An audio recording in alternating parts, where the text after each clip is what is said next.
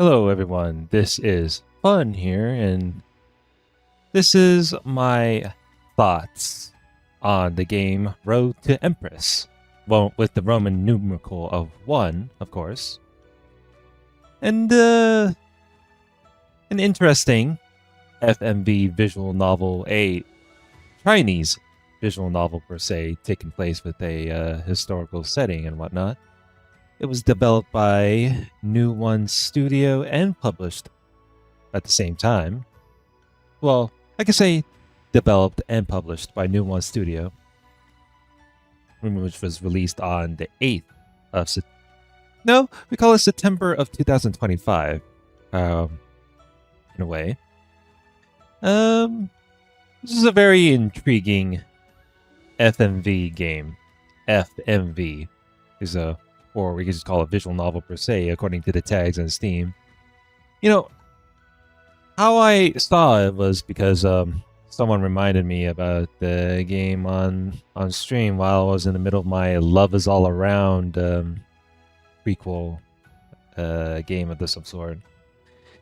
Interesting enough, like from my experience of visual novels for the past decade, which was mostly just Japanese anime and whatnot, and I feel like a lot of the visual novels I had played in the past, which were anime related, was more of either it was a long straining of reading to the point I had to let voice acting carry me along, or that it had no voice acting and then it just felt more of like a read along per se, which is some people are interested in it is content, but a lot of times it wasn't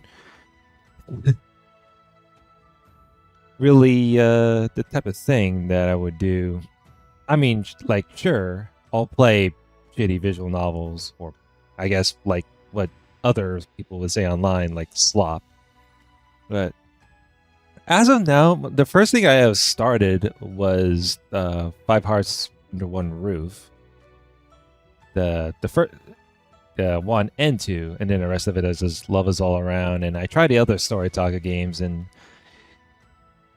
that was the thing about the other FMV games I played in the past. Like, sure, the second Five Hearts Under One Roof was the most interesting, which most likely promotes their Gooner channel. But when I played the other FMV games, a lot of it is either it didn't engage me, or a lot of times like it focused more on a romance to the point where it just steered me along, and I get sidetracked and I just get a bit bored. I didn't learn my lesson with Love Is All Around. Well, the first game and the DLC didn't really help, despite user reviews and whatnot. So yeah, and there's a reason why I'm gonna glaze the Road to Empress game, especially with the first one, since from the looks of it, I think the game costed me like approximately $6 to $7, because I bought it during like the Steam like summer sale and whatnot. I think it was like 20% off. The second game came out this year and is still recent. The only reason why there's no discount on the second game because it came out not too long ago. But I haven't tried out the second game. At some point I will. By the time this review, not really review, but my thoughts be uploaded. From the looks of it, the game is very high budget, because my first thought was like, oh, I thought this is going to be like a $20 to $30 game, but no, it's pretty high budget. It feels like I'm having this more of a cinematic content per se, and comparing to other FMV games, like it was definitely more engaging in regards of like how many story branches and how it leads to like just endings upon endings, which just amused me. A lot of the acting being pretty solid, and then reading through the lines of just like what tends to really happen. And it's really interesting with the setting of Road to Empress because of Road to Empress, the setting of it is comparable to the anime, which is called Apothecary Diaries. Apothecary Diaries, whatever. I think even though Apothecary Diaries is like a Japanese media like project and whatnot. I did watch the anime, that's for sure, but I think it's safe for me to make the take that me playing Road to Empress and watching the anime of Apothecary Diaries, that even though both of those have different story narrative, I do believe that the setting of it is very similar to one another, and mostly because one, if there's poison, if there's any if there's involvement with poison during the Chinese historical era, then Apothecary Diaries also uses the poison. Like there's like poison, and then the gossiping, and then the snitching, and the bunch of other stuff. But there was a lot of things to really correlate to one another. And even though I'm sure there are characters that are going to be assholes, but a lot of times, even though I'm pretty judgy with that kind of stuff, when it comes to characters being assholes, it all comes to like jealousy or better yet, the hierarchy with under the Imperial Empire and whatnot, or something like that down the line. But yeah, I'm not gonna talk any more further about the anime since I already finished the first season. So if I finish the first season, that means I already. That is interesting. I completed the first Road to Empress game, and then I completed the first season of the anime. But I don't want to talk about the anime. I do want to talk about the game. When it comes to Road to Empress, normally the main character that goes by Wu, as shown in the main menu, is sure Wu starts off as like the low ranking under the hierarchy, but to me, when I think of the main character, I'm just sitting here and be like, oh shit, I am the fucking character within the entirety of the storyline. Because a lot of the storyline it felt more of this cinematic experience, and that was the thing about this when playing through it blindly at the very first chapter, is whether it engages me or not. And I never had any complaints with it, and the grind through in dialogue, because again, with how many branching paths, because no matter what choice you do, is like, do you want to help the guy, or what happens if you don't help the guy? And a lot of that times it leads to consequences and whatnot. There's also a lot of characters, because even though there's a lot of characters, I don't really remember their names, because I think in this game there were supposed to be 3 princes. But I think the 3rd prince was supposed to be. Was it like supposedly? All I remember, there was something to do with one of the subplot.